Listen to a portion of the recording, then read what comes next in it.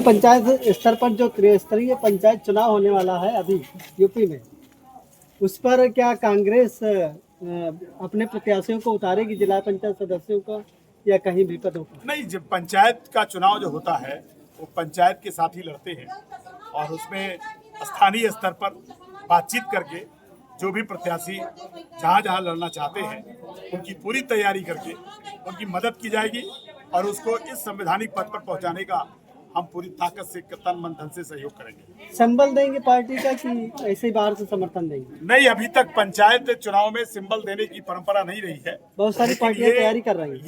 ये जब प्रदेश कमेटी की बैठक होगी या राष्ट्रीय स्तर की बैठक होगी तो इस बात को वहां पर विचार विमर्श किया जाएगा और जो शीर्ष नेतृत्व तय करेगा उस आधार पर सीतापुर में भी तय होगा।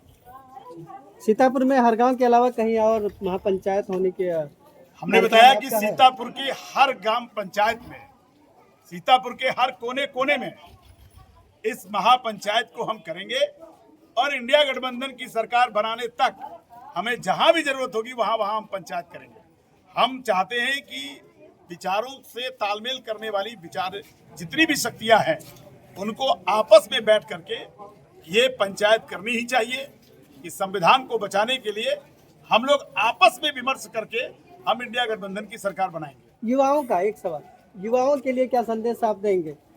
अभी आपने मंच से स्कूलों का शिक्षा के लिए बहुत सारे वक्ताओं ने अपने अपने विचार रखे शिक्षा को लेकर के और युवाओं को खास करके जो बेरोजगार हैं, क्या संदेश आपकी तरफ से जाए? इस देश में भाजपा जब से आई है वो युवा विरोधी है, इसीलिए उसने अग्निवीर योजना जैसी योजना लेकर के आई।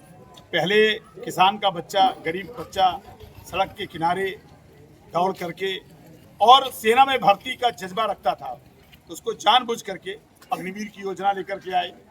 इसी तरीके से आउटसोर्सिंग की जो नौकरी देने का प्रावधान है वो भी युवाओं के खिलाफ है। संविदा की नौकरी दी जा रही है, युवाओं के खिलाफ है और जानबूझ करके पेपर लीक कराया जाता है, समय पर परीक्षा नहीं कराई जाती है और लाखों पद, सरकारी पद खाली रहते हैं, उन जानबूझ करके उनकी भर्ती नहीं की जाती है।